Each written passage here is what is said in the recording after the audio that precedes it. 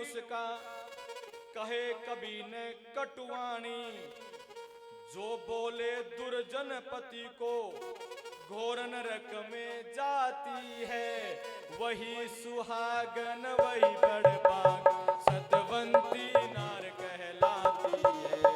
वही सुहागन वही बड़भागन सतवंती नार कहलाती है। वही सुहागन वही बड़भागन सतवंती नार कहलाती है। एक पतिव्रत धर्म सदा जो जान के साथ निभाती है, वही सुहागन बड़भाग सतवंती नार कहलाती है। वही सुहागन वही बड़भागन सतवंती नार कहलाती है। वही सुहागन बड़भागन सतवंती नार कहलाती है। एक एक शब्द ध्यान से सुनना। अधिक स्नेही शुभ चिंतक हितकारी पिता ने भ्राता है, और संबंधी दुनिया के जो भगनी और भराता है सुखदायक सभी परंतु किंचित सुख के दाता है, मगर पति इस लोक में और परलोक में भी परित्राता है। स्वप्न जागृत हर हालत में पति को नहीं बुलाती है, वही सुहागन बड़भागन सतवंती नार कहलाती है। वही सुहागन बड़भागन सतवंती नार कहलाती है। एक पतिव्रत धर्म सदा जो जान के साथ निभाती है, वही सुहागन बड़भागन सतवंती नार कहलाती है। वही सुहागन बड़भागन सतवंती नार कहलाती है। वही सुहागन बड़भागन सतवंती नार कहलाती है। बहुत सी स्त्रियां अपने देवता स्वरूप पति के साथ झगड़ा करती हैं और झूठ मूठ व्रत रखती हैं, यात्रा करती हैं। उनके लिए क्या कहा? पति के चरणों से बढ़कर कोई तीर्थ स्थान नहीं, मिथ्या तीर्थ व्रत करे जो उस जैसी कोई नादान नहीं। पतिव्रता की महिमा को वर्णन करना आसान नहीं, और क्या ज्यादा अधिक कहें, तेरे से ऐसी तू कोई नादान नहीं। मिथ्या व्रत करे जो नारी पति की उम्र घटाती है। मिथ्या व्रत मतलब ऊपर से कलिहारी हो, कलह प्रिय हो, और अपने साधु जैसे पति को कलेश करती है और मिथ्या के व्रत रखती है ना, तो उससे क्या होता है? उसके पति की आयु घटती है।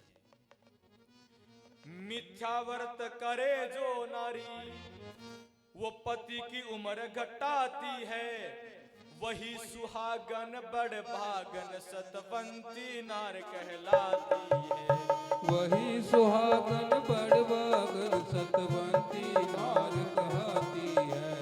एक पतिव्रत धर्म सान के जो सदा नियत से अपनाती है, वही सुहागन बड़भागन सतवंती नार कहलाती है। वही सुहागन बड़भागन सतवंती नार कहलाती है। समझ में आई बातें? सारी बात समझ में आई? सेम यही बात यदि कोई पुरुष सती साध्वी स्त्री का अनादर करता है, उसके ऊपर लागू होता है। बस वहां शब्द चेंज हो जाएगा। पतिव्रता स्त्री सती साध्वी स्त्री को तंग करना और धार्मिक सज्जन देवता पति को तंग करना, ये दोनों ही बहुत खतरनाक चीज है। राक्षस का विवाह राक्षसी के साथ होना चाहिए, देवता का विवाह देवता के साथ होना चाहिए। कई बार बेमिल जोड़े मिल जाते हैं तो दुखी पाते हैं। जोड़े अच्छे से मिलें, ये बहुत बहुत जरूरी है। बोलो नारायण भगवान की। सियापति रामचंद्र जी महाराज की।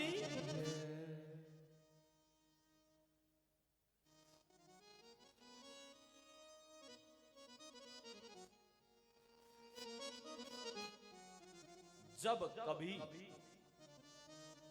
पतिव्रता सती साध्वी स्त्री दुख पाती है ना,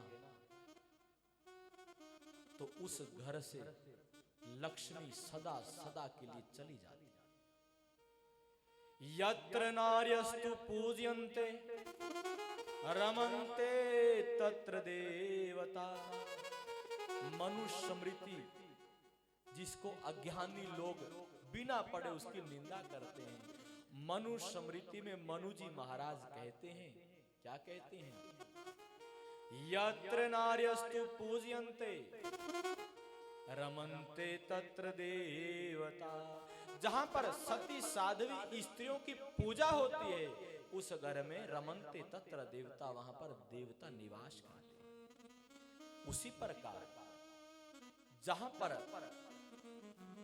धार्मिक देव पुरुष पति का आदर होता है, वहां पर विष्णु भगवान का वास होता है। अनुसुईया ने पतिव्रता की बातें बताई और कहा, हे पुत्री, अब तुम भी वन में हो, हम भी वन में। मां के घर जब बेटी आती है, मां उसको खाली विदा नहीं करती। सीता मां की आंखों में आंसू आ गए। मां, मैं राजा जनक की पुत्री और दशरथ महाराज की पुत्र वधू हूं। आप हमारे लिए पूजनीय हैं, मुझे आपको कुछ देना चाहिए। पर हे विधाता, आज कैसा दिन आ गया कि मैं इस ऋषि पत्नी को, जो कि देवी का रूप है, मैं कुछ दे नहीं सकती, क्योंकि मेरे पास कुछ है नहीं। नहीं पुत्री, वो राजधर्म अयोध्या में है, यहां तुम भी वनवासी, हम भी वनवासी। और ब्राह्मण के लिए तो सारे वर्ण उसका परिवार है। पुत्री, मेरे पति और मैं भगवान की भक्ति करते हैं।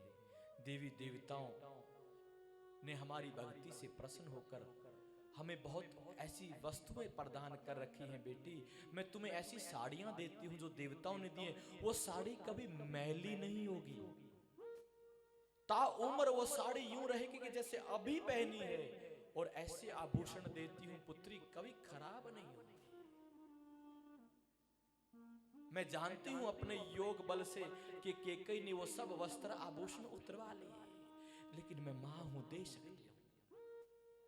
सीता जी ने हाथ जोड़े, नहीं मां। राम जी को बुलाया, राम जी ने आज्ञा दी। ये मां है जो देती है, उसको आशीर्वाद समझकर स्वीकार कर। साड़ियां दी, आभूषण दिए, जो कभी मैले नहीं होते। पता था यहां कौन कपड़े धोएगा इनके। एक एक ड्रेस थी बस, दूसरी ड्रेस ही नहीं थी। क्योंकि क्या कहा था, वन में वनवासियों की तरह रहो। वनवासी क्या करते हैं? बलकल वस्त्र धारण करते हैं। क्या करते हैं? बलकल। उनको वस्त्र आभूषण दिए।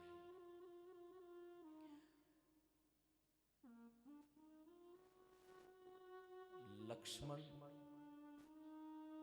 अहर्निशम दिन रात जागते हैं, पहरे पे खड़े। उधर अयोध्या से सेना चली, सारा नगर निकला, और उसी रास्ते से जहां राम जी आए थे आगे बढ़े। राजा गुहू मिले। राजा गुहू को लगा, निषाद राज को लगा, ये आक्रमण करने जा रहे हैं। जब बातचीत हुई तो राम जैसे ही हैं भरत हूबहू, और भरत को बताया गया ये निषाद राज राम जी के सखा हैं।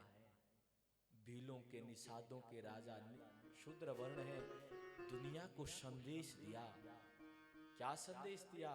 भरत जी ने साष्टांग प्रणाम किया उस निषाद राज को, जाति से शूद्र है वो।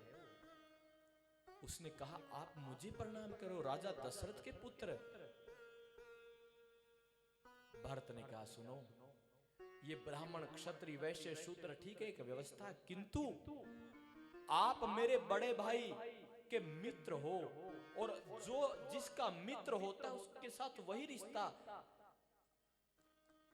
माना जाता है जिसका वो मित्र हो। पिता का मित्र पिता कैसे मान, भाई का मित्र भाई कैसे मान। मेरा बड़ा भाई, मैं उनको भगवान मानता हूं, और जब भी मैं राम जी को मिलता था मैं साष्टांग करता था। हे निषाद राज, आप मेरे भाई के मित्र हैं, आपको भी मैं वही आदर दूंगा। दुनिया को संदेश दिया राजा दशरथ का पुत्र। वहीं बैठ जाओ देवी, वहीं बैठ जाओ, बैठ जाओ। बोलो नारायण भगवान की।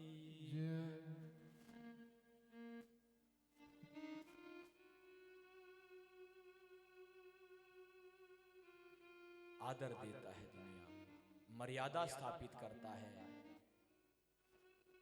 जाति की नहीं, संस्कार की पूजा होती है। वर्ण की नहीं, गुण की पूजा होती है। निषाद राज ले गए जहां पर राम रात को रुके थे। भैया भरत, यहां पर राम जी सोए, पेड़ के नीचे घास फूस बिछी है, यहां राम सोए। कहते हाँ। भरत फपक फपक कर रोने लगे, अरे मेरे राम यहां सोए जमीन पर। सुबह उठे, चले, आगे चलते गए। केवट ने नैया पार लगाई। फिर पूछते पूछते ऋषियों ने बताया, वो देखो वो पर्वत है, वहां पर राम जी की कुटिया है। लक्ष्मण दिन रात सोता नहीं। लक्ष्मण ने दूर से देखा, भरत आ रहा है सेना के साथ। किसके साथ? सेना के साथ। आवेश अवतार है, क्रोध आया, कहीं ऐसा तो नहीं कि वो हमेशा हमेशा के लिए राम को खत्म करने के लिए सेना की चढ़ाई करने आया हो।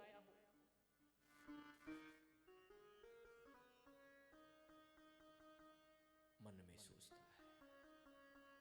कुटिया में राम और सीता बात करते हैं। सीता जी कहती है, हे स्वामी, मेरे को रात बहुत बुरा सपना आया। क्या सपना आया सीते? मुझे ऐसे लगा जैसे अपने पिता, आपके पिता मेरे ससुर जी दक्षिण दिशा में जा रहे हैं, विमान पर बैठे हैं, शरीर पर। वहीं बैठ जाओ माता, प्लीज बैठ जाओ। प्रार्थना करता हूं, ये आशीर्वाद बाद में दे देना।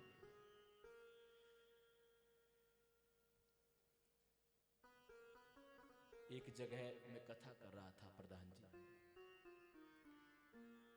तो मैंने कहा कि जैसे 5 बजे कथा शुरू होती है, 5:30 तक आ जाया करो, 6 बजे तक आ जाया करो, लास्ट 6:30 बजे रखो।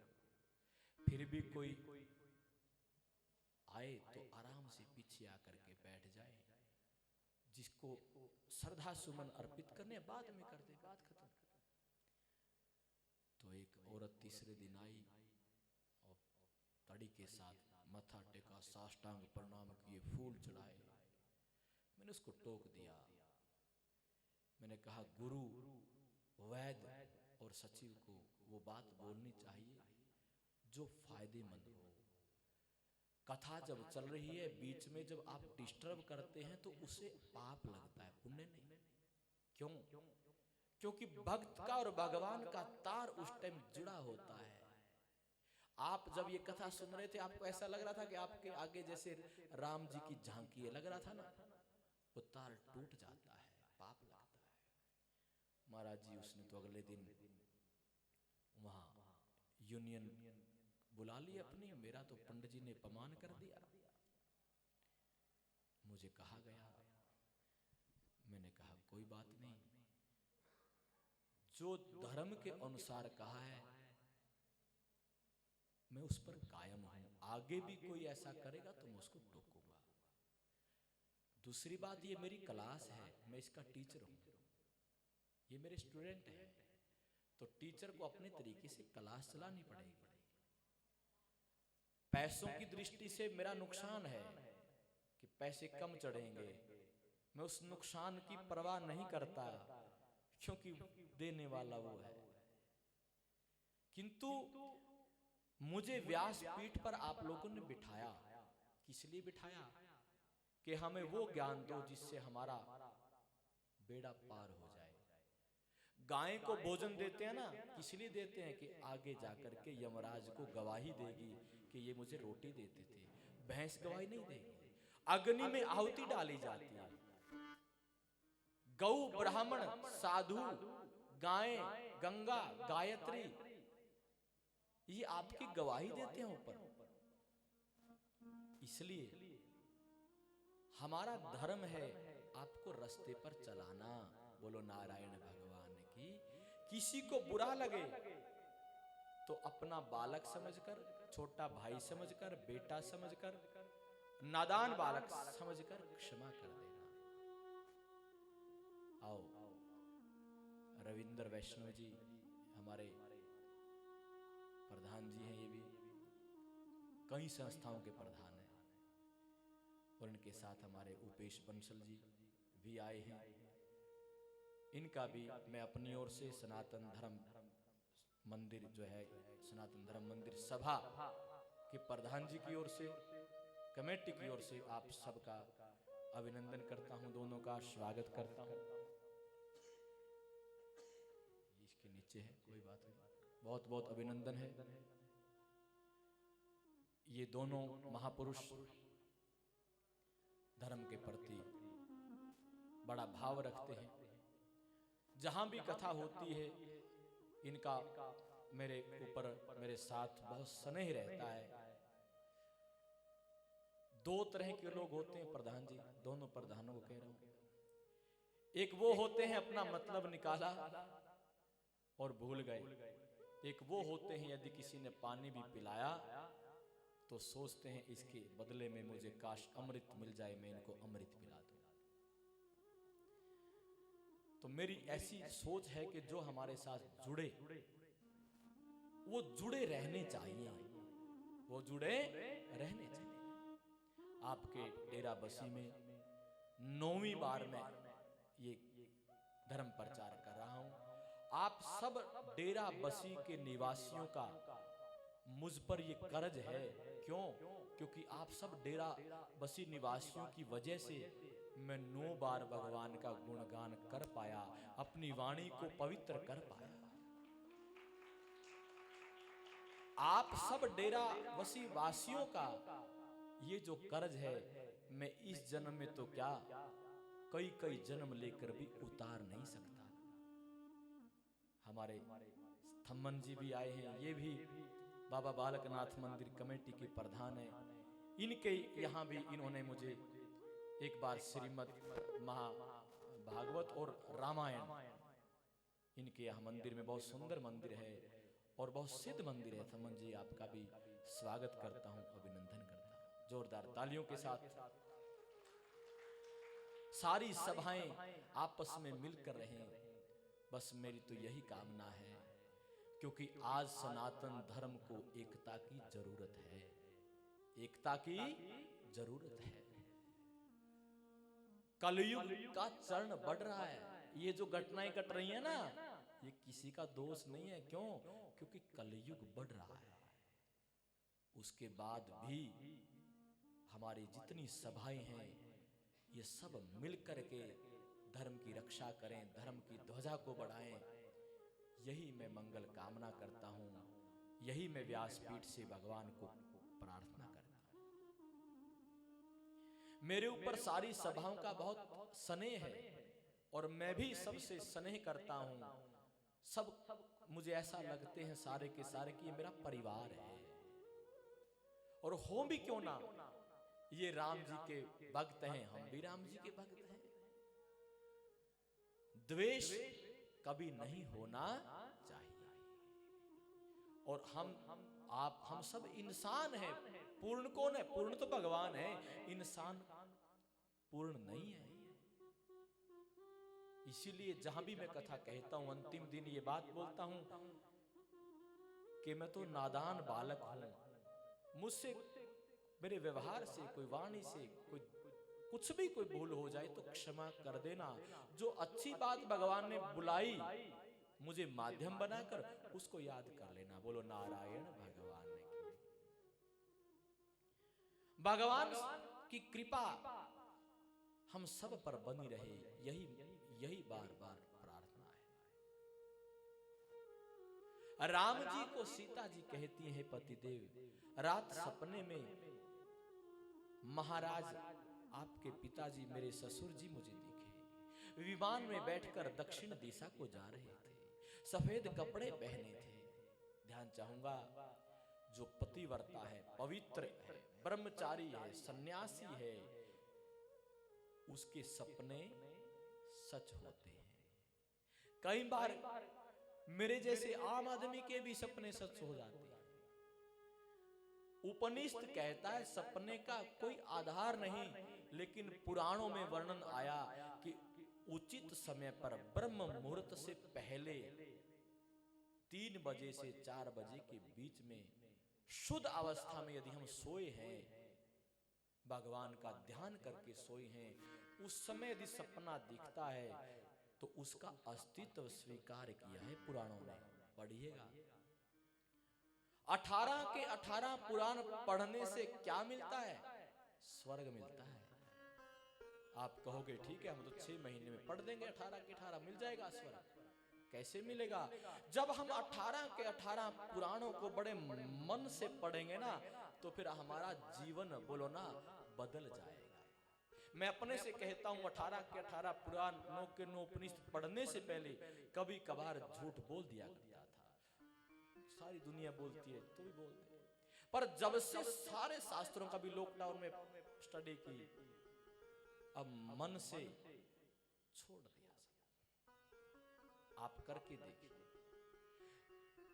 राम जी विचार करते हैं, ये सती साध्वी है, नंबर 1 पतिव्रता है, शुद्ध है, और वन में हम दोनों पूर्ण ब्रह्मचर्य के साथ रह रहे हैं।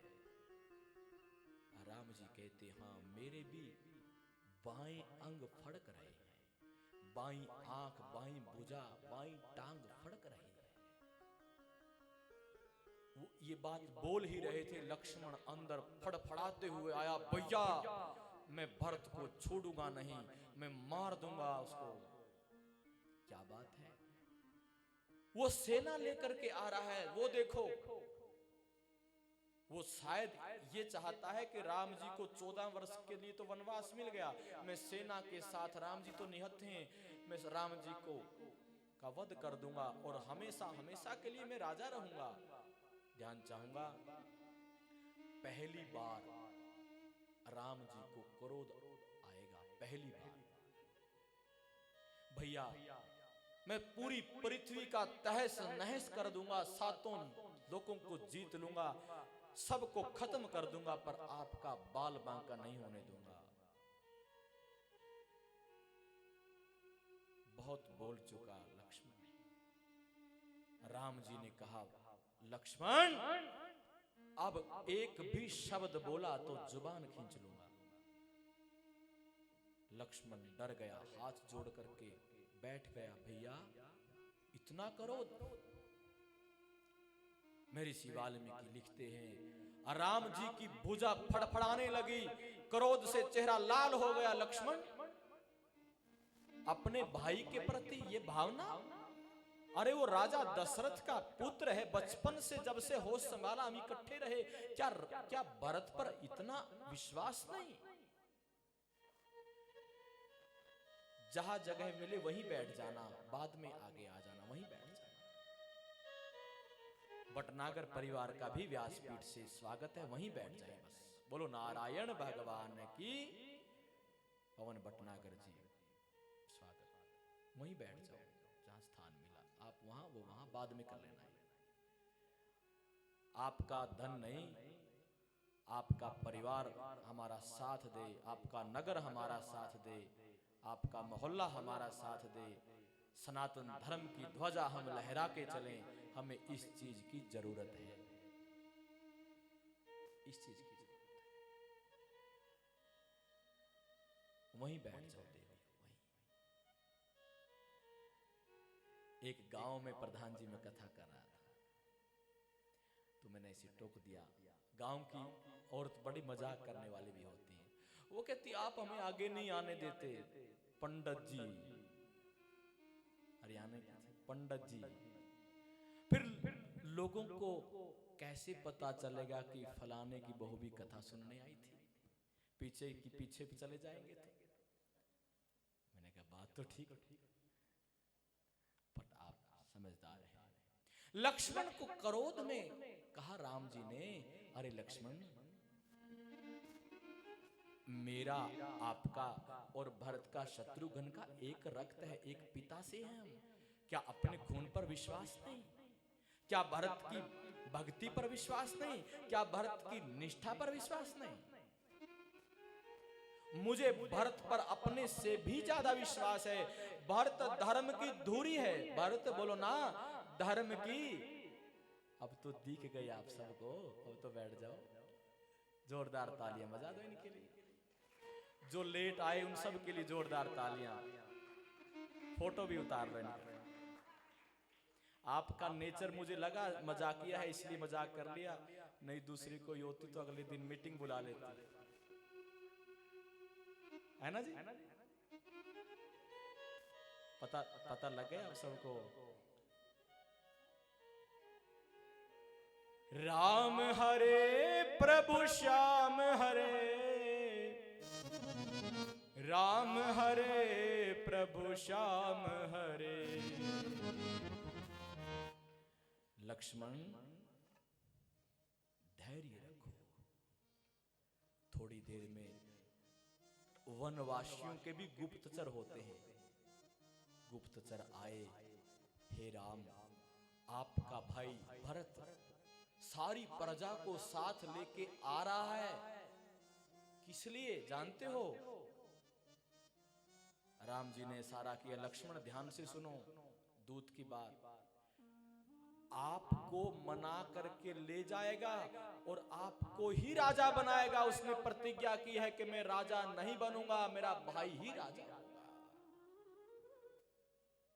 सुना लक्ष्मण, भारत के ऊपर मुझे अपने से भी ज्यादा विश्वास है।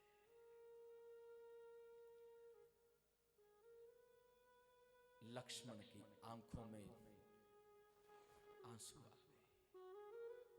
भैया क्षमा करना, वहीं बैठ जाओ देवियों, वहीं बैठ जाओ जहां स्थान मिले।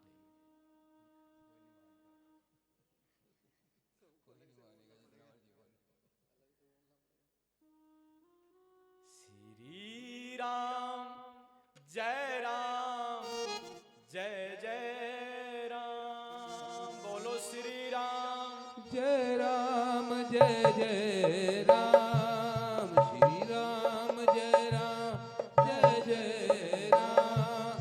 श्री राम जय जय जय जय राम। श्री राम जय जय जय जय राम। दो अक्षर का तेरा नाम, दो अक्षर का तेरा नाम। जय राम श्री राम जय जय राम। श्री राम जय जय जय जय राम। लखन जानकी सहित तब गवन किन्हीं रघुनाथ। तेरे सब प्रिय वचन कही, लिए लाई मन सा। राम जी को जब बताया भरत आ रहा है, राम जी तुरंत उठे, दूर से देखा मेरा भाई आ रहा है, आवाज लगाई भरत, और भरत ने भी देखा राम खड़े हैं, दौड़ पड़ा भरत, दौड़ पड़ा। और राम जी के पास पहुंचकर साष्टांग लेट गया, साष्टांग प्रणाम किया। राम जी ने उठाया, गले से लगाया। लक्ष्मण और भरत मिले, शत्रुघ्न राम और लखन जी के साथ मिले। सीता जी को दोनों भाइयों ने साष्टांग प्रणाम किया। इतने में गुरु वशिष्ठ, तीनों माताएं आई। तीनों माताओं में सबसे पहले राम जी ने कैकेयी जी को साष्टांग प्रणाम किया। कैकेयी फूट फूट कर रोने लगी, हे राम, मेरी वजह से आप वन में आए और कौशल्या से भी पहले मुझे साष्टांग प्रणाम कर। तीनों माताओं को प्रणाम किया। राम जी ने देखा तीनों माताओं के सर पर सफेद दुपट्टा है। राम जी की आंखों में अश्रुधारा बहने लगी। क्या हो गया? भरत रो करके बोले, भैया पिताजी नहीं रहे, पिताजी चले गए। राम और भरत ने, लक्ष्मण ने बड़ा भारी विलाप किया। मर्यादा पुरुषोत्तम है, विष्णु भगवान के अवतार हैं, दुनिया को संदेश दिया। बेशक मैं अवतार हूं, लेकिन इस जन्म में एक मनुष्य बनकर के मनुष्यों की लीला कर और दुनिया को संदेश देते हैं। पिता इस धरती का देवता है, पिता इस धरती का देवता है।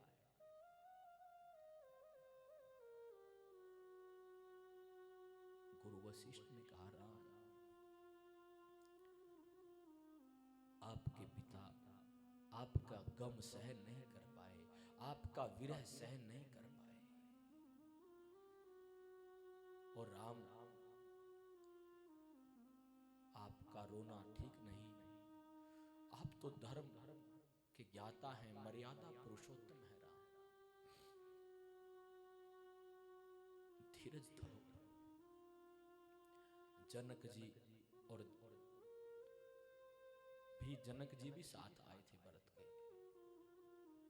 जनक जी ने राम जी को गले से लगाया, राम, आपका पिता मरा नहीं बल्कि अमर हो गया। जिसके बेटे इतने आज्ञाकारी हों, होड़ मची है वन में रहने की। भरत कहता है मैं वन में रहूंगा।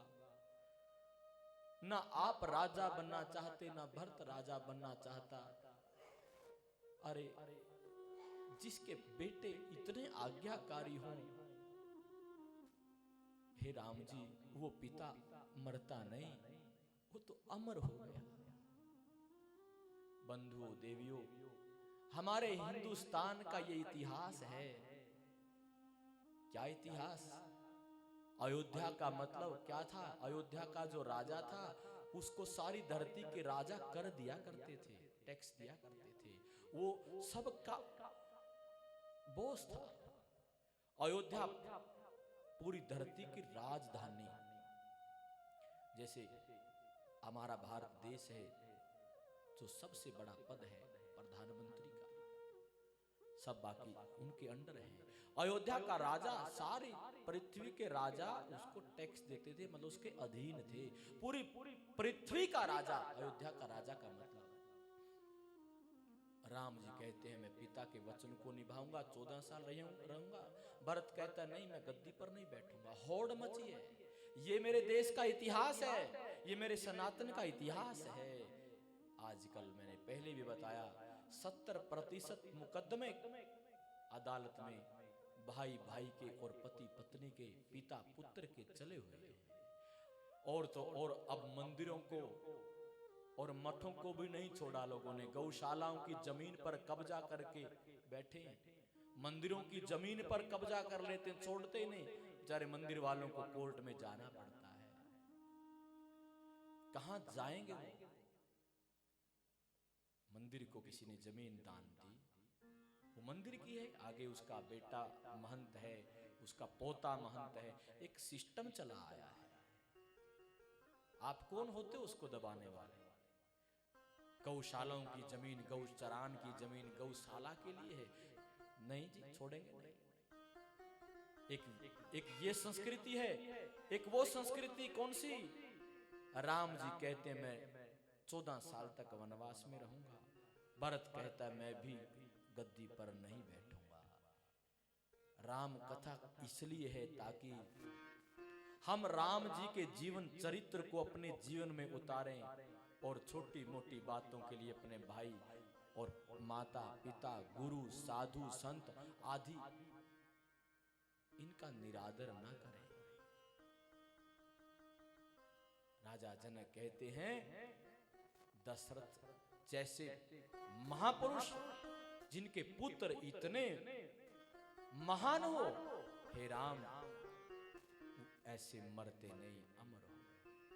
और जो राम राम कहते, राम के विरह में शरीर त्याग दिया, उससे बड़ भागी कौन होगा? हे राम धीरज धारण करो।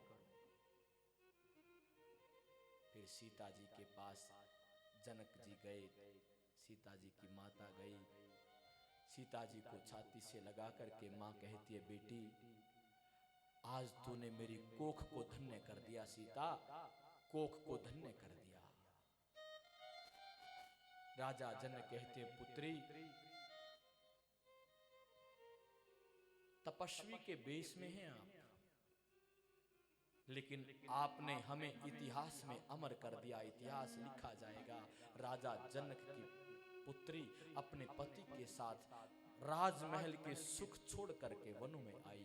पुत्री अमर कर दिया आपने। आजकल की माता होती तो क्या कहती? मैंने जंगल में रहने के लिए थोड़ी ब्याही थी, मैंने तो ये सोच के ब्याही थी कि राजा की पुत्रवधू बनेगी, मेरा दामाद राजा बनेगा, मेरी पुत्री महलों में रहेगी। उल्टा जमाना है। ये कथा इसलिए है ताकि हम आत्मसात करें, आत्मसात करें।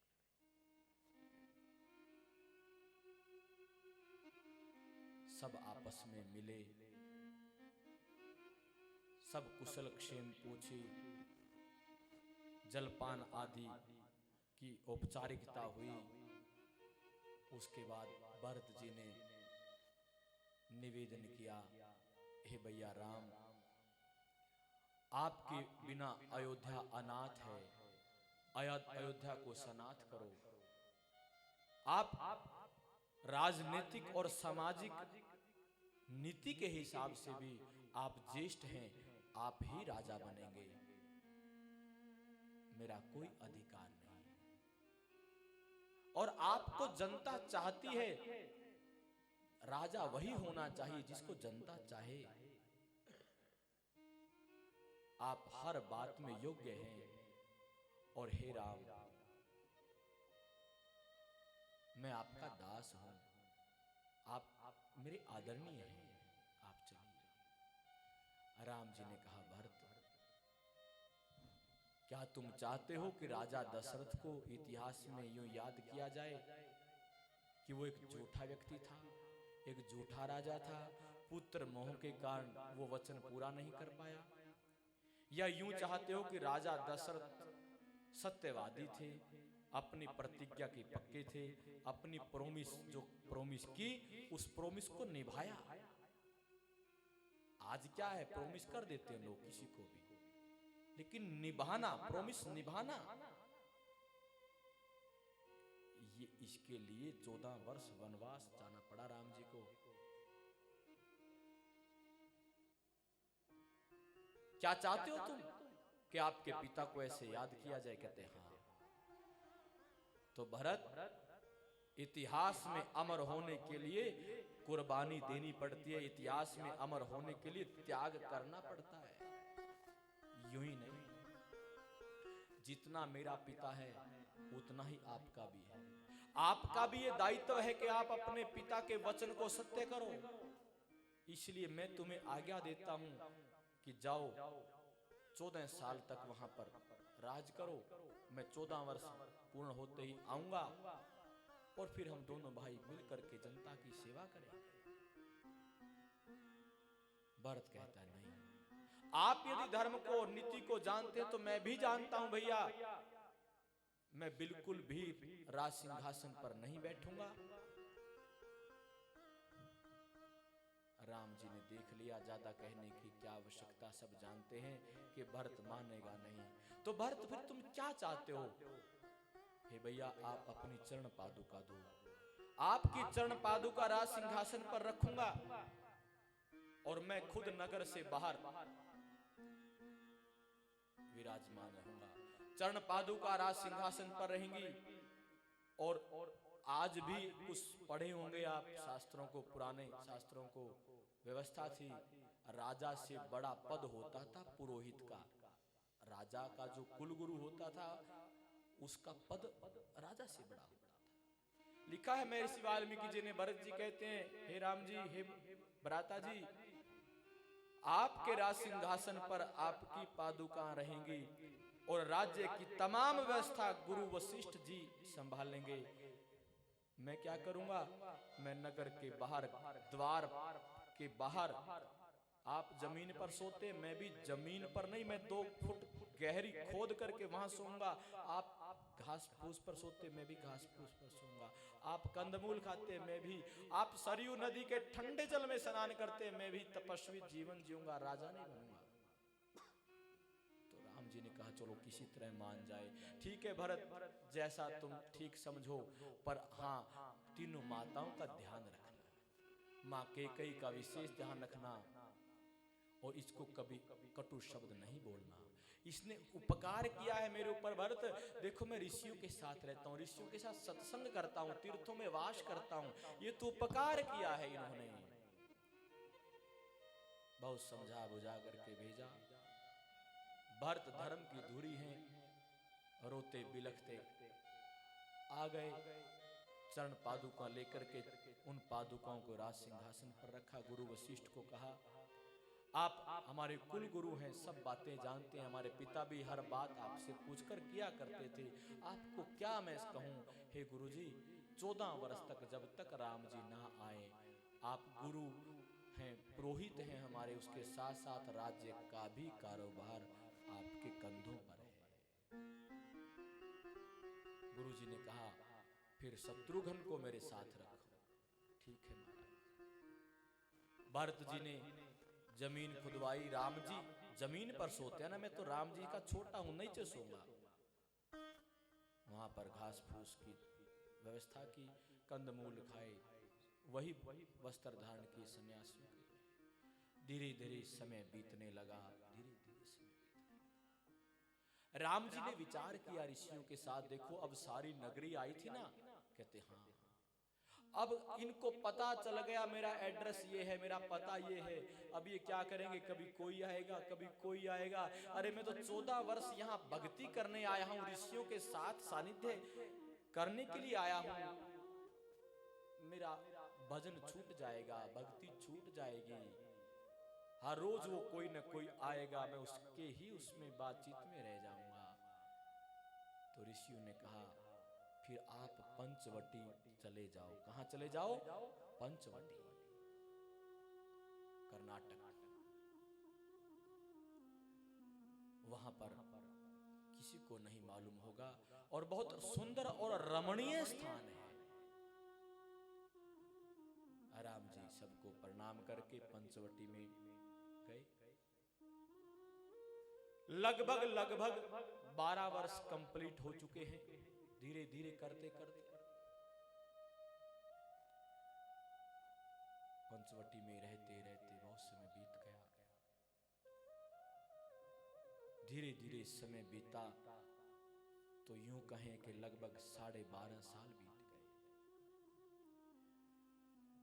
होनी क्या होती है?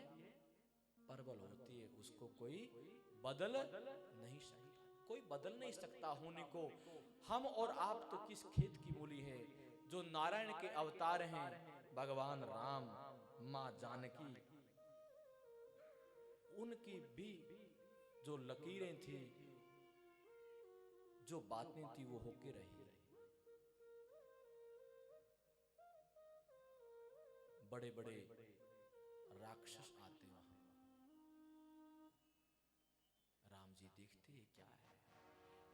महर्षि वाल्मीकि जी ने लिखा है, एक दिन राम, सीता और लक्ष्मण घूम रहे हैं उस क्षेत्र में ऋषियों के साथ। राम जी ने देखा बहुत ऊंचे ऊंचे हड्डियों के ढेर हैं, हड्डियों के ढेर हैं।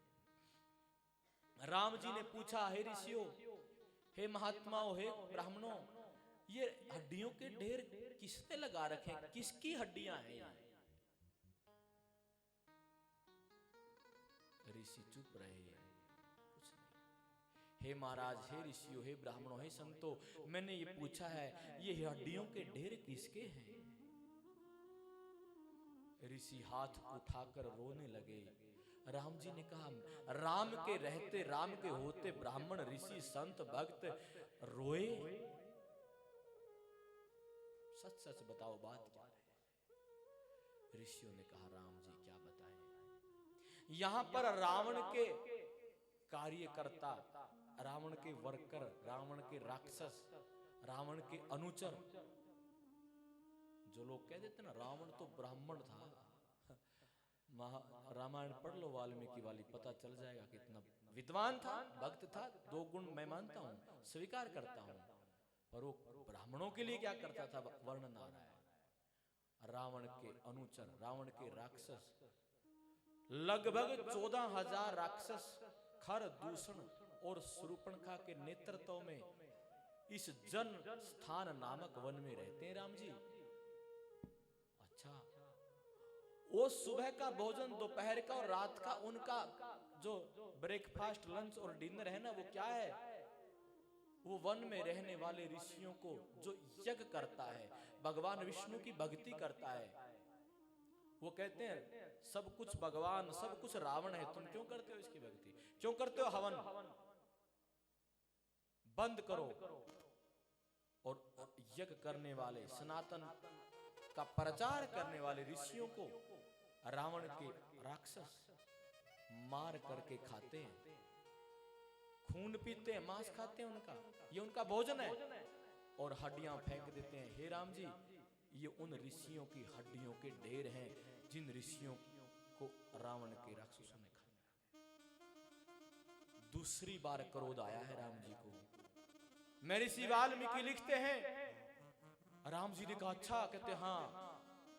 राम जी भुजा उठा करके कहते हैं, मैं दशरथ नंदन रघुकुल वंशी राम ये प्रतिज्ञा करता हूं कि जब तक इन ऋषियों का मांस खाने वाले राक्षसों का समूल नाश, एक शब्द यूज किया, समूल नाश नहीं कर दूंगा, तब तक ध्यान चाहूंगा। राम जी कहते हैं, मैं अयोध्या में नहीं जाऊंगा, अयोध्या में नहीं जाऊंगा। फड़फड़ाने लगा शरीर सारा, राम जी का चेहरा लाल हो गया क्रोध में। और सीता जी ने मानो आंखों ही आंखों से इशारा किया, हे राम जी, इस महान कार्य में पहल मैं करूंगी, मतलब मैं जाऊंगी वहां पर धर्म युद्ध की शुरुआत करने के लिए। जहां स्थान मिले वहीं बैठ जाएं, बाद में आरती के बाद आगे आना। बोलो नारायण भगवान की।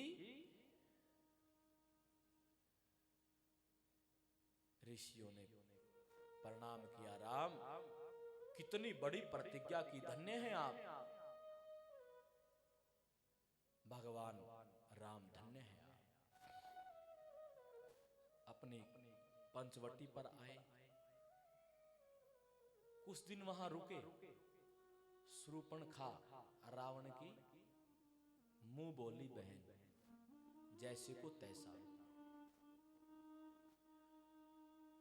आकाश में उड़ने की सिद्धि है उसके पास। देखती है कि पंचवटी में बहुत सुंदर 2 राजकुमार हैं। नियत में खोट आ गया उनकी सुंदरता देखकर। एक सुंदर स्त्री का रूप बनाया शूर्पणखा ने और उतरी वहां पर, और राम जी को कहने लगी, मैं आपके रूप लावण्य पर मोहित हो गई हूं और आपको पाना चाहती हूं। राम जी ने कहा, देखो मेरे साथ तो मेरी पत्नी है, लक्ष्मण पर ट्राई करो। लक्ष्मण के पास गई, आपकी सुंदरता, आपकी मनमोहकता पर मैं मर गई, मिट गई, आपको पाना चाहती हूं। लक्ष्मण ने कहा मैं तो दास हूं राम जी का, दास की पत्नी बनकर, दासी बनकर क्या करोगे, क्या करोगे? सीता जी फिर गई और शूर्पणखा गई राम जी की ओर। फिर कहा राम ने, देखो मेरे साथ तो पत्नी है ना, तो सोचती है कि ये बाधा है सीता, तो क्यों ना मैं इसका ही काम तमाम कर दूं। क्रोध आया, सुंदरी का रूप बनाया था ना, लेकिन जब क्रोध आया तो असलियत सामने आ गई। अब आप कहोगे कैसे? अब देखो आप सब आराम से बैठो ना, ऐसा लगता है आप जैसा सज्जन तो कोई है ही नहीं, मेरे जैसा सज्जन तो कोई है ही नहीं, क्या बात है, बोलो जय सिया राम। लेकिन जब हमको क्रोध आता है किसी को भी, तो देखना शीशे में अपना चेहरा, असलियत। तो उसको क्रोध आया, टीवी में दिखाता ना वो दांत बड़े बड़े हो गए, वो हो गया, नहीं, क्रोध में ऐसे व्यक्ति राक्षस जैसा बन जाता है। बन गई वो राक्षसी, मारने को दौड़ी सीता को। लक्ष्मण 24 घंटे अलर्ट हैं। राम जी ने इशारा किया, लक्ष्मण, इशारा पाते ही राम जी के छोटे भाई अनुज लक्ष्मण ने तलवार के साथ क्या किया, नाक कान काट दिया, लहूलुहान हो गई। गई अपने भाइयों के पास। यशवंत जी ने बड़ा अच्छा लिखा है, देखते हैं दोनों भाई क्या बात है। नाक कटा नकटी हुई, चेहरा लहूलुहान हुआ, ये तो बताओ मेरी बहना कैसे हाल बेहाल हुआ।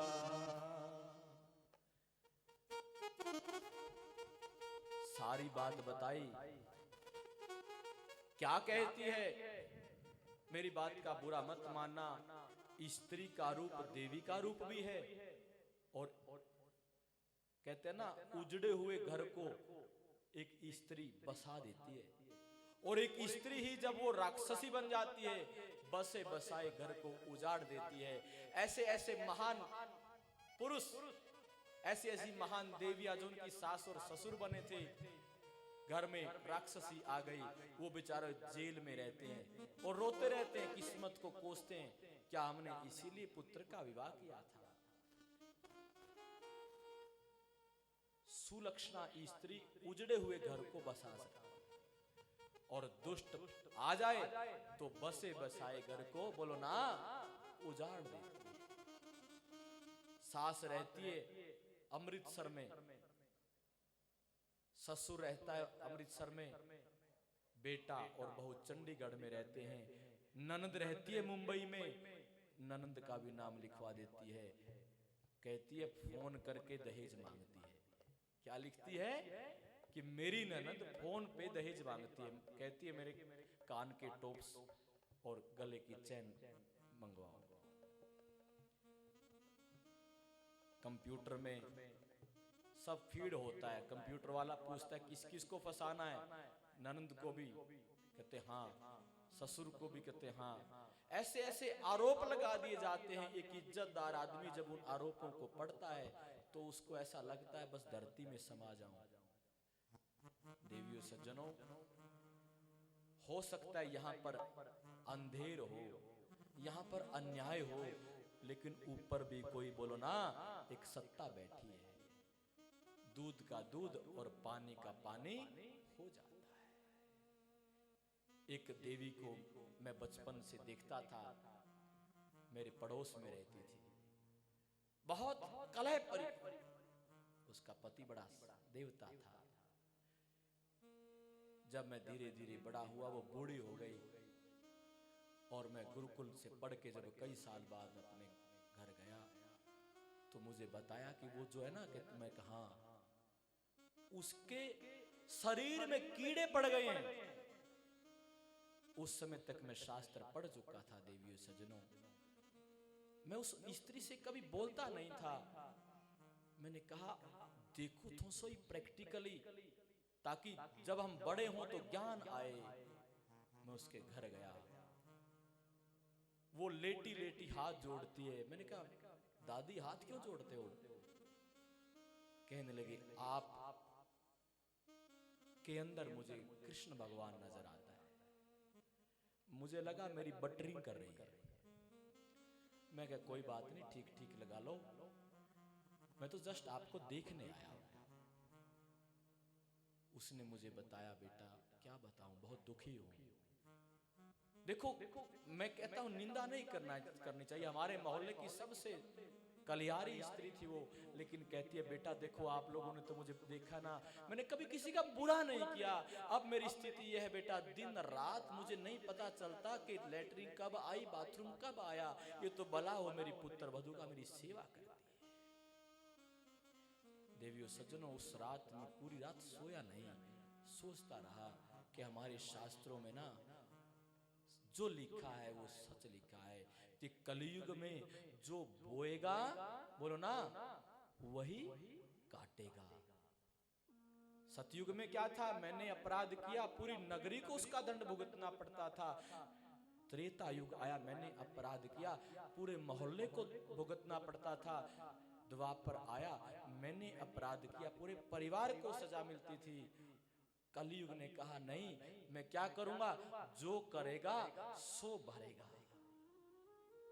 उस महिला को देखा तो जब भी कई बार हमारे अंदर भी बुरे विचार आ जाते हैं, वो महिला को याद कर लेता हूं कि भैया अभी तो जवान है, फिर बुढ़ापा आ गया, फिर वो कीड़े चलेंगे अंदर, मरते भी नहीं वो फिर। देवियों सज्जनों, आज ये झूठे केस, झूठे मुकदमे, झूठा सिस्टम करके जो इज्जतदार परिवारों की इज्जत हम एक मिनट में उछलते देखते हैं, इसका दंड एक दिन जरूर मिलेगा।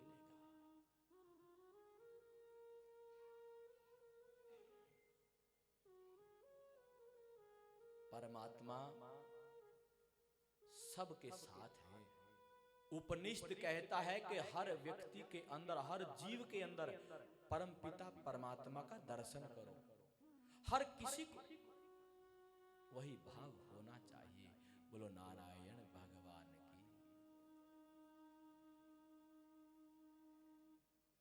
की। स्त्री दो प्रकार की होती हैं, सुलक्षणा जो बल्ले बल्ले करा देती हैं, और एक दुष्ट जो थल्ले थल्ले करा देती है। अब ये कौन है? शूर्पणखा। क्या कहती है, क्या स्पष्टीकरण देती है अपने भाइयों को? उन्होंने पूछा ना, नाक कटान कटी हुई, ये चेहरा लहू लुहान हुआ, ये तो बता दे मेरी बहना कैसे हाल बेहाल हुआ। कहा सुनो, एक पंचवटी में बहुत विश्व सुंदरी महिला आई हुई है, उसके साथ दो अंगरक्षक हैं। मेरे मन में आया मैं उस महिला को उठा करके यहाँ ले आऊं, या तो आप दोनों में से किसी को दे दूं, या फिर अपने राजा रावण को उसको गिफ्ट करो। राक्षस जो होता ना, उसके माइंड में पूरी बात एक मिनट में समझ में आती है। और राक्षस एक वृत्ति का नाम है। जब हम पुण्य करते हैं, दया करते हैं, तब क्या बनते हैं? देवता। और जब किसी को सोचते हैं इसको खत्म कर दो, इसका नाश करो, तब क्या? राक्षस। जब मांस खाते हैं, किसी जीव को मारते हैं, मांस खाने वाला क्या कहलाता है? राक्षस।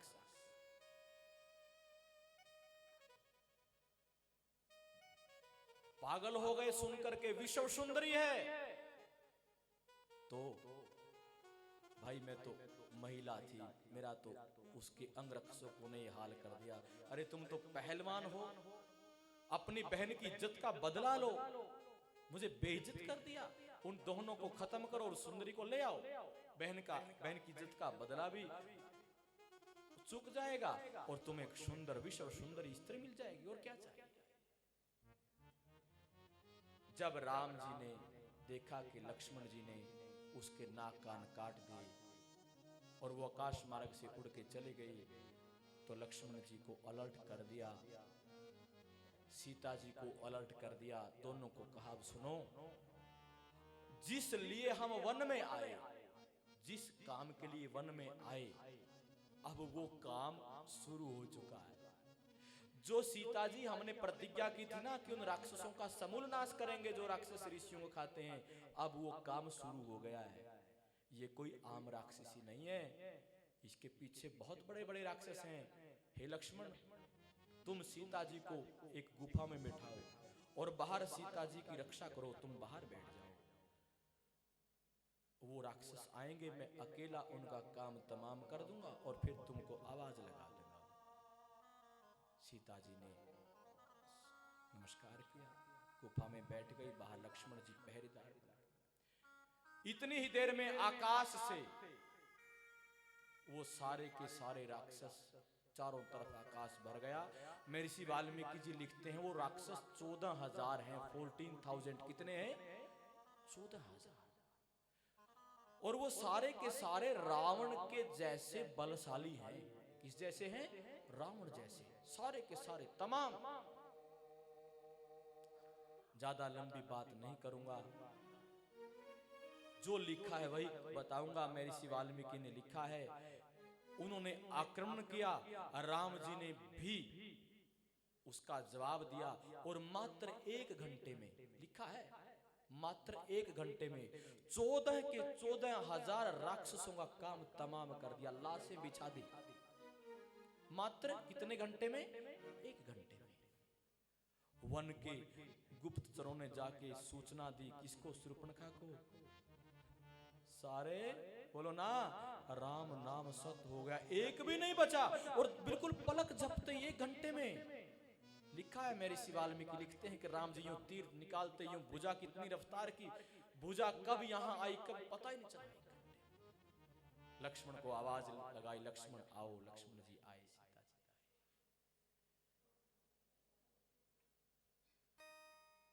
शूर्पणखा को लगा अब तेरा काल आ गया, अब तेरा काल आ गया। 8 बजने वाले हैं, आप तो समय का ध्यान रखते नहीं, लेट आते हो, पर मुझे रखना पड़ता है क्योंकि भगवान ने चाहा तो अगले साल फिर आएंगे एक परिवर्तन के साथ। क्या अगले बार पहले नवरात्रे से कथा सुनना शुरू करेंगे, क्योंकि अब 9 दिन व्रत रख के भक्ति करके आप लोग थक जाते हो। फिर आपको लगता है 9 दिन भक्ति कर लिए, पैसा कमाते हैं, हम घर का काम करते हैं, है ना। हालांकि अभी भी देखो हॉल भरा हुआ है, पर फिर भी अगले साल। अच्छा, आज जो इस शिव के गण ने हमें एक शिक्षा भी दी, शिव के गण ने, और कई देवी देवता, इसलिए मैं कहता हूं भगवान जी के चरित्र में तुलसी बाबा ने लिखा है, सिया राम मैं सब जग जानी, करहूं प्रणाम जोरे जुग पानी। सब देवी देवता है, तो कई देवियां शायद भगवान के मंदिर में दर्शन करने आती हैं, दर्शन करके चली जाती हैं, उनको भी शायद व्यवधान होता है। तो अगले बार यदि आपने साथ दिया, नवरात्रों में उस हॉल में कथा करेंगे। पर वहां हम इसलिए नहीं करते कि वहां कई बार किसी की रस्म पकड़ी है, कोई और बात है, वो उनको दिक्कत ना हो, उस दृष्टि से तो यहाँ ठीक है, व्यवस्था की दृष्टि से वो देख लेंगे अगले साल जैसा भी है। तो अगले साल मुझे फिर आने का मन है, इसलिए मुझे समय का ध्यान रखना पड़ता है। आप कहो तो 10 मिनट और कथा सुना दें, आप कहो तो अभी जय बोल दे, बोलिए। 8 बजने को है, आप आए तो 7 बजे हैं। मैं तो आपके अधीन हूं, आप जमीन पर बैठे हैं, चौकीदार हैं, जमींदार हैं जमीन पर बैठने वाले, मैं चौकी पर बैठा हूं, मैं चौकीदार हूं। आप जब कहें तो 15 मिनट सुना दें, हाथ उठा के कहो, कभी बीच बीच में उठोगे तो फिर मजा नहीं यार। हाँ जी, सुना दें, चलो। हाँ जी, प्रधान जी, दोनों प्रधान बैठे हैं, वैष्णव जी वीरू, है समय? क्या बात है, इनका तो समय 24 घंटे भगवान के लिए है। जोरदार तालियां आप सब भक्तों के लिए बजे।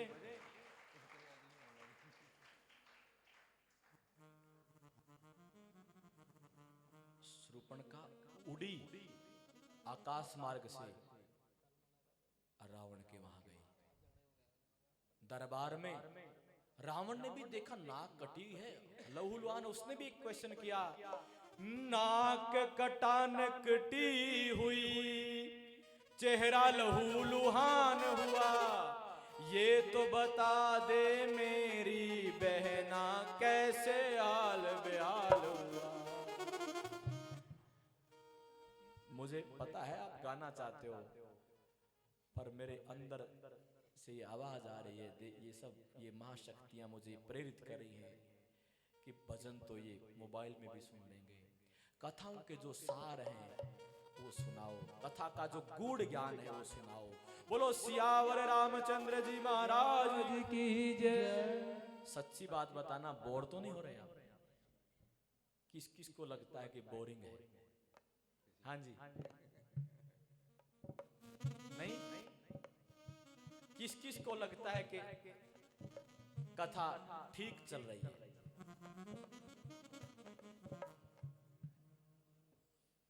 किस किस को लगता है कि बहुत अच्छी चल रही है?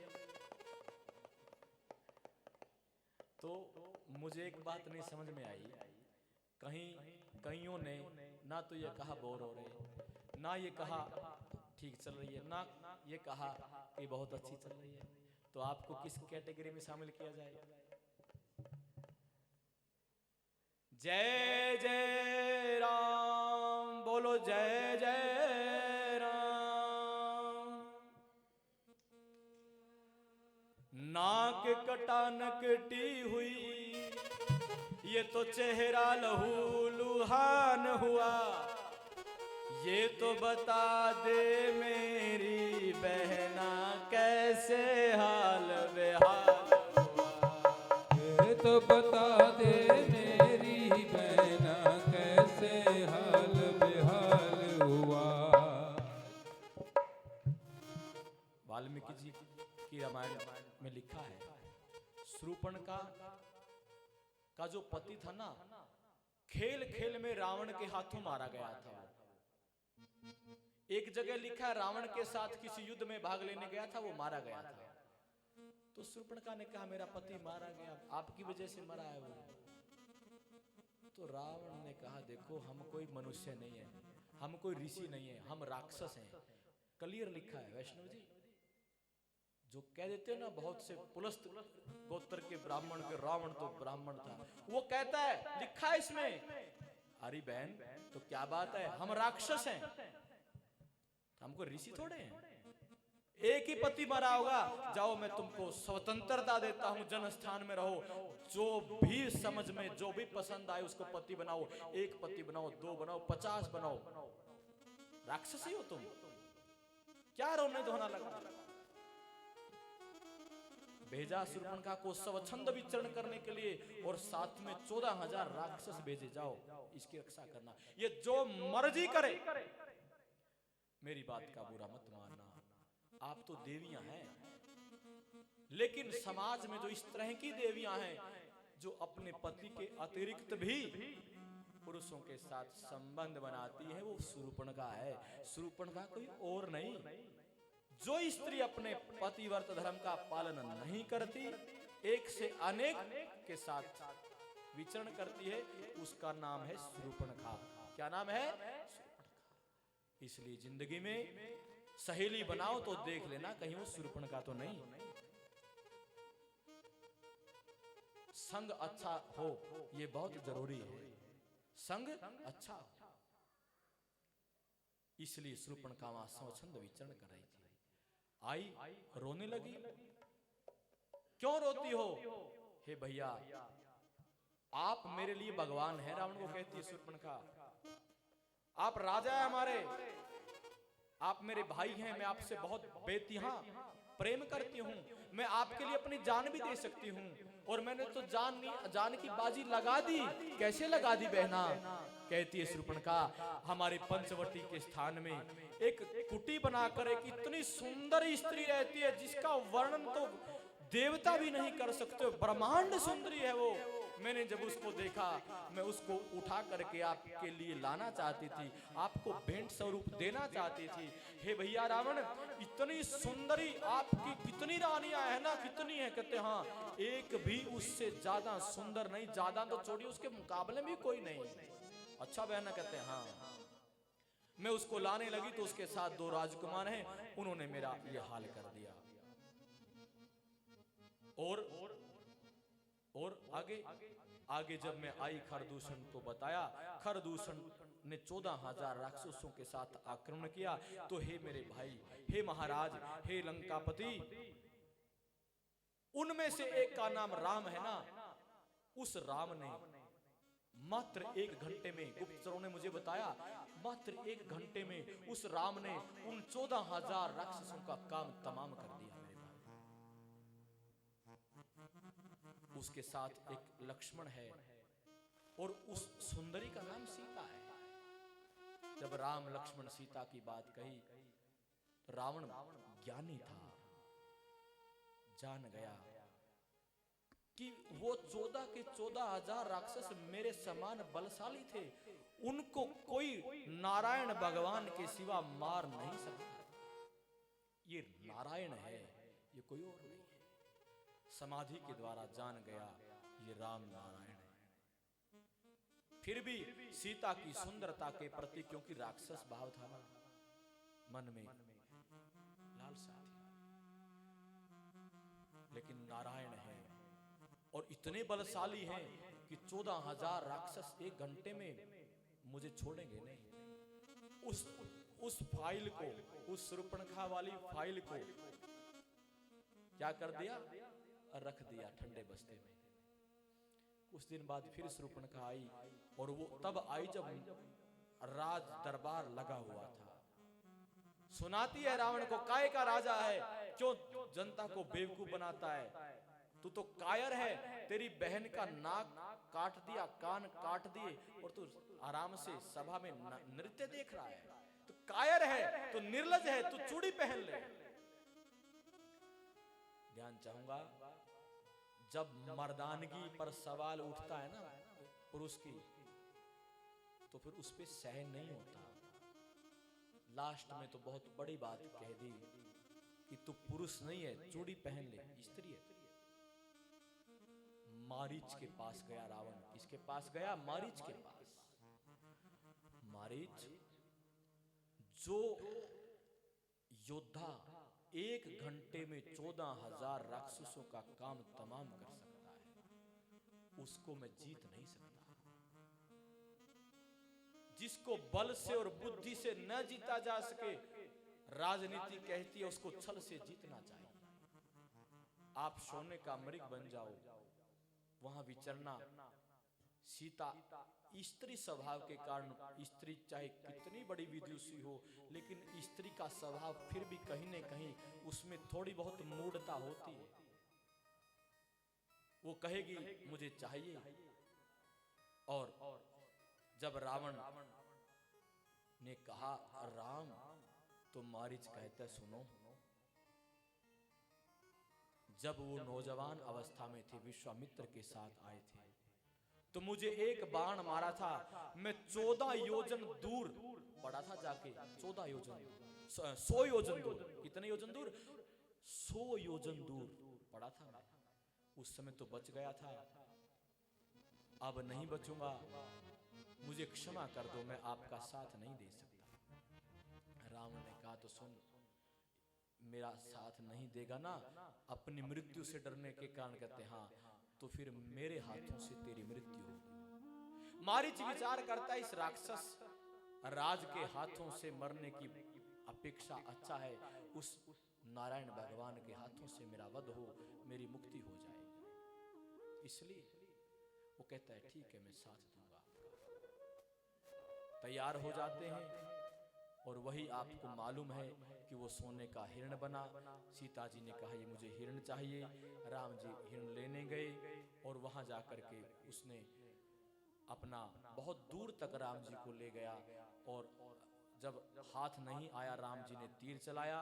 राम जी का तीर लगते ही असली रूप प्रकट हो गया और हा लक्ष्मण, हा सीते, हा लक्ष्मण मुझे बचाओ, इस प्रकार आवाज की। माँ सीता स्त्री है, मूढ़ता है, समझ नहीं पाई।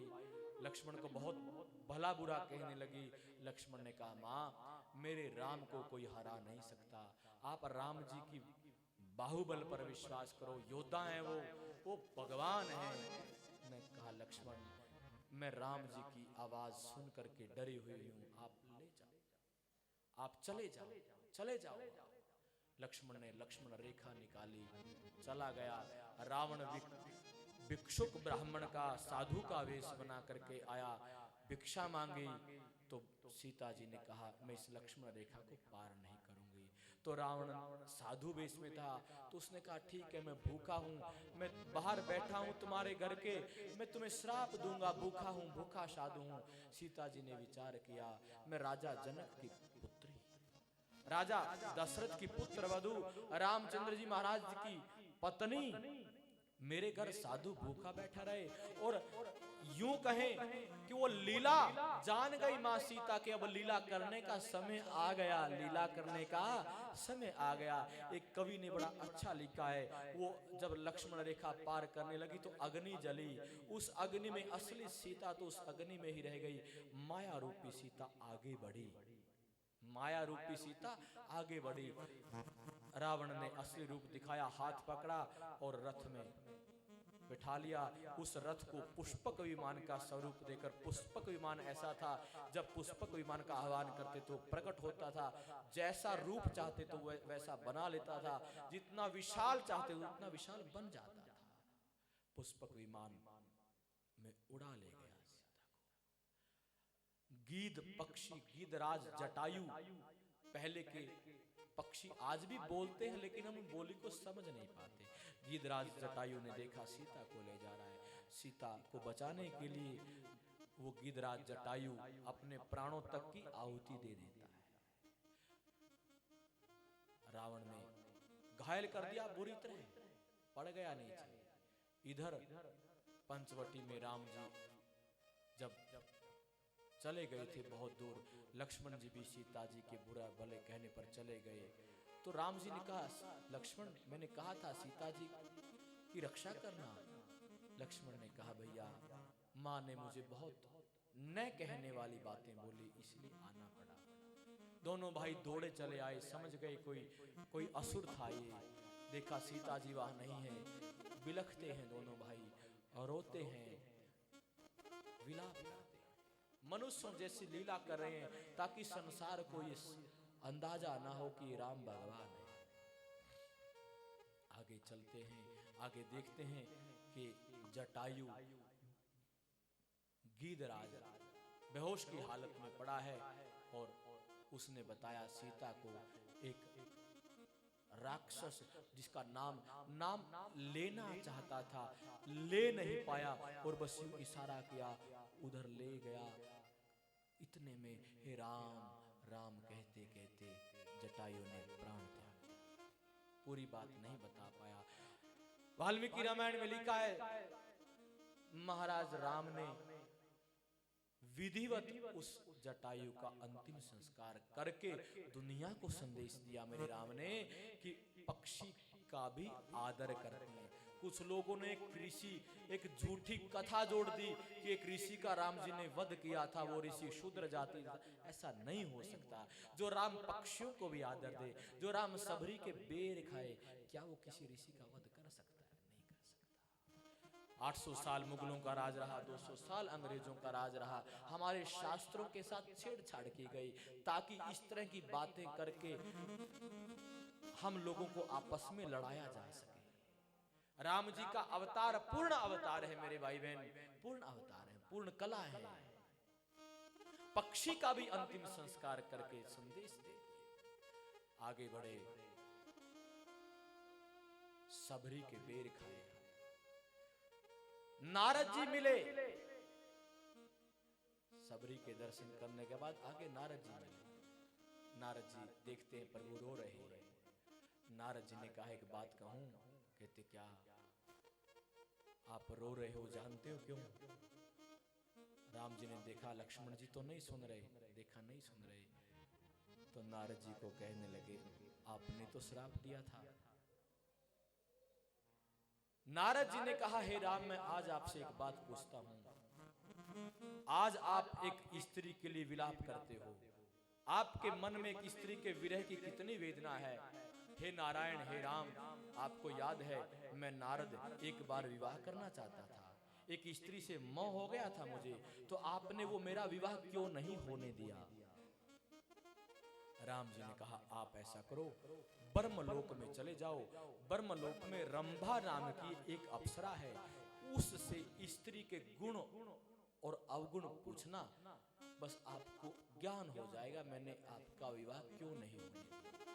वाल्मीकि रामायण में लिखा है नारद जी ब्रह्मलोक गए, रंभा से कहा राम जी ने मुझे भेजा है, स्त्री के गुण और दोष बताओ। रंभा कहती है कि तुम ये मुझसे क्यों पूछ रहे हो, मैं तो खुद स्त्री हूं।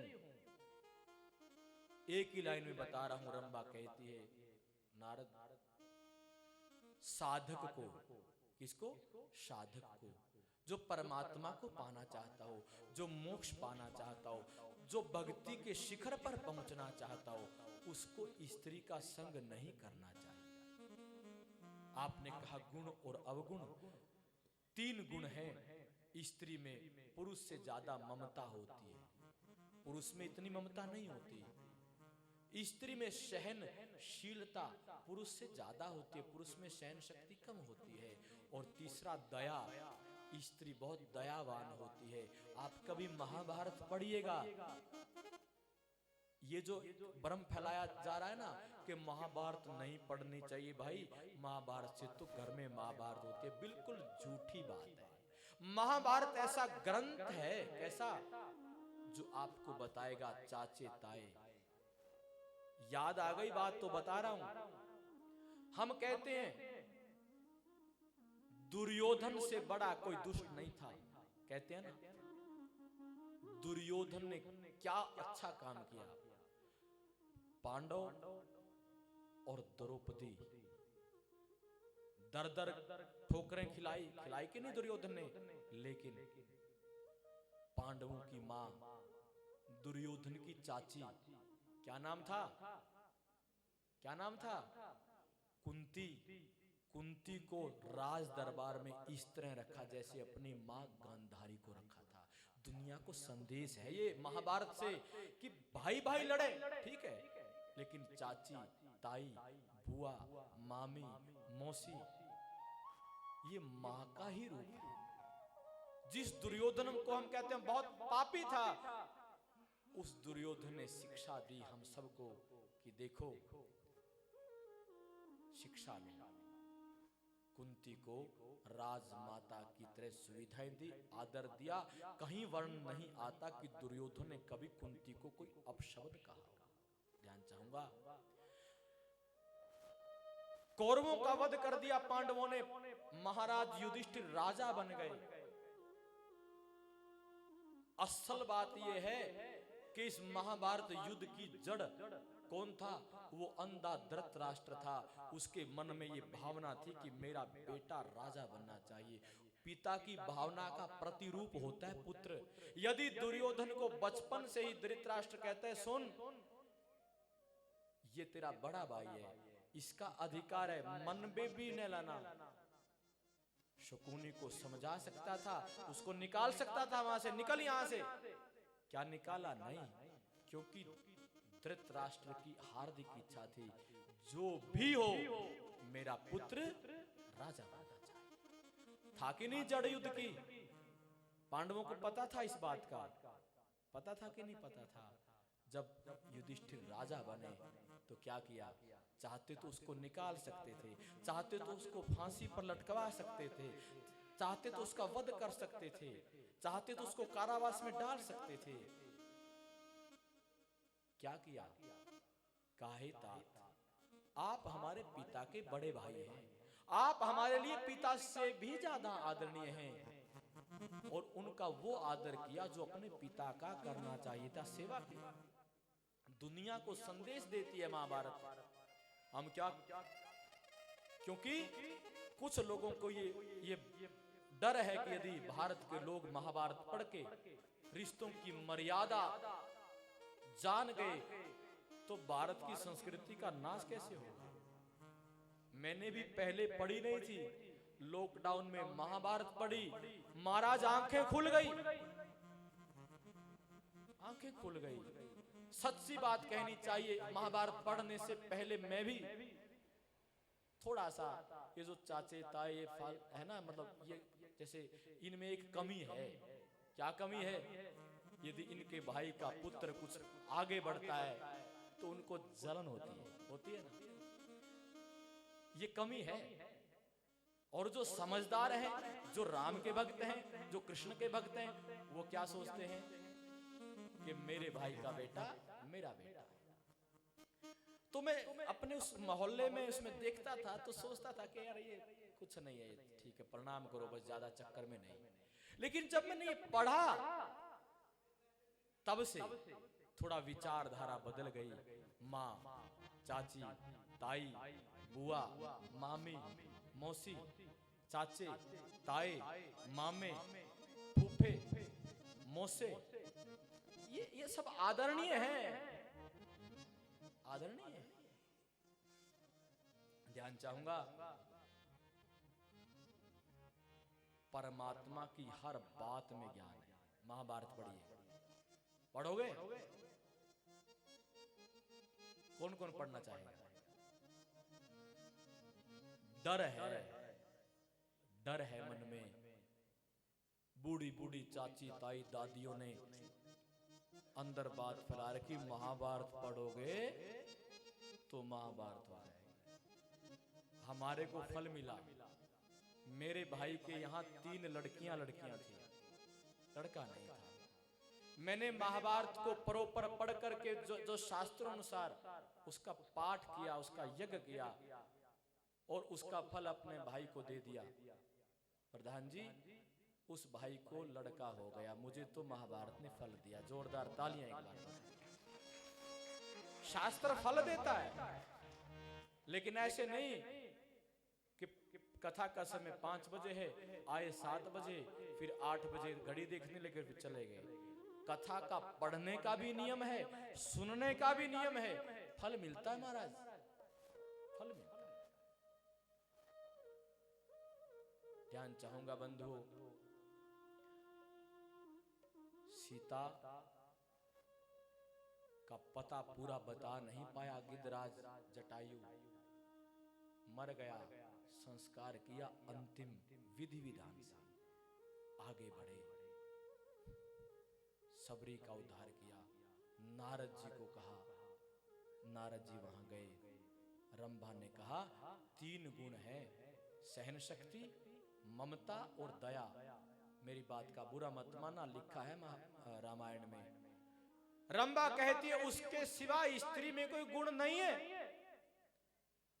भक्त को, जो परमात्मा को पाना चाहता है, साधक को जो भक्ति के शिखर पर जाना चाहता है, हे नारद, उसको स्त्री का संग नहीं करना चाहिए।